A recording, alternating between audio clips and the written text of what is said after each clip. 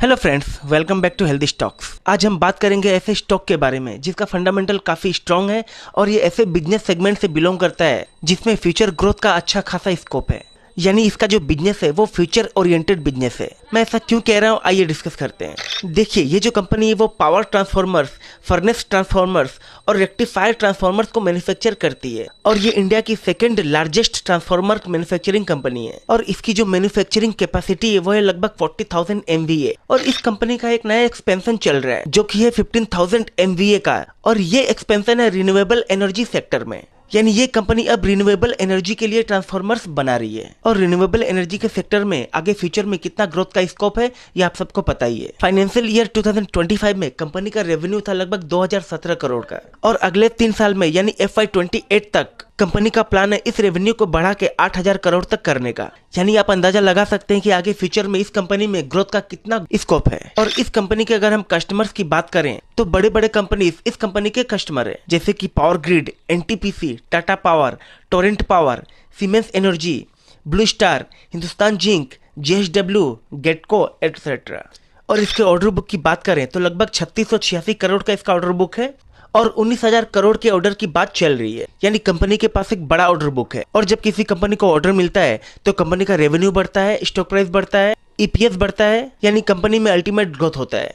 तो जिस कंपनी की हम बात कर रहे हैं वो है transformers and rectifiers India limited. इस कंपनी का करंट मार्केट प्राइस है 507 का और इसका 52 वीक्स जो हाई था वो था 650 का।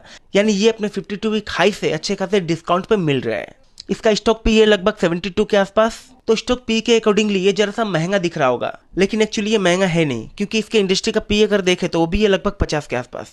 यानी ये जिस बिजनेस सेक्टर से बिलोंग करता है उस सेक्टर के लगभग सभी कंपनियों का पी हाई है। और जो कंपनीज कंटिन्यूस ग्रोथ करती हुई चलती हैं उनका पी रेशियो लगभग हाई ही देखने को मिलता है। यहाँ अगर हम कंपनी का PG रेशियो देखें जो कि है 0.29, तो इसका मतलब है कि कंपनी फिलहाल हमें बहुत ही सस्ते दाम पे मिल रहा है। यहाँ पे कंपनी अपने शेयर होल्डर्स को डिविडेंड पे आउट कर रही है। इसका मतलब है कि कंपनी प्रॉफिटेबल है, क्योंकि प्रॉफिटेबल कंपनीज भी अपने शेयर होल्डर्स को डिविडेंड पे आउट करती हैं। यहाँ पे कंपनी का ROC 28% का है, ROE 23% का है, जो कि बहुत ही बेहतरीन है। यहाँ पे कंपनी का फेस वैल्यू 1 का है। इसका मतलब है कि कंपनी में स्टॉक स्प्लिट हो चुका है। इंटरेस्ट कवरेज रेशियो 6 के ऊपर है, जो कि कंपनी के लिए अच्छी बात है। डेप्ट 283 करोड़ का है, लेकिन यहाँ पे अगर हम डेप्ट टू इक्विटी देखें जो कि 0.23%, इसका मतलब है कि कंपनी के ऊपर डेप्ट बहुत ही मिनिमम है। तो ओवरऑल कंपनी का फंडामेंटल बहुत ही स्ट्रांग है।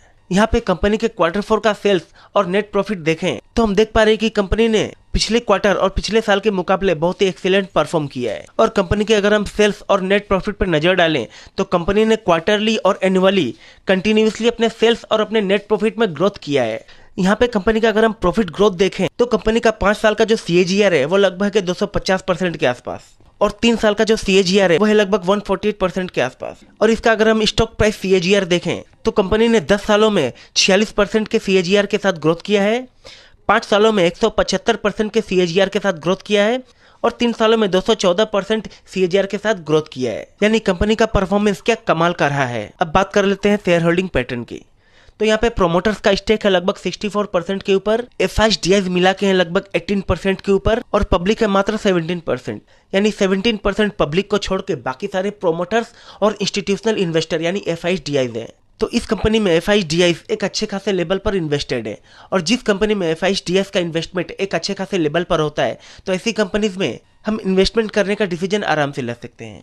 और रिसेंटली ये स्टॉक हमें 50 days and 100 days moving average के आसपास मिल रहा है और जब जब ये stock 50 and 100 days moving average के पास गया है वहां से इसने शानदार रिवर्जन दिया है। जानकारी कैसी लगी आपको कमेंट करके जरूर बताइए। वीडियो अच्छी लगी तो वीडियो को लाइक कर दीजिए और चैनल को सब्सक्राइब कर लीजिए। तो मिलते हैं अगली वीडियो में।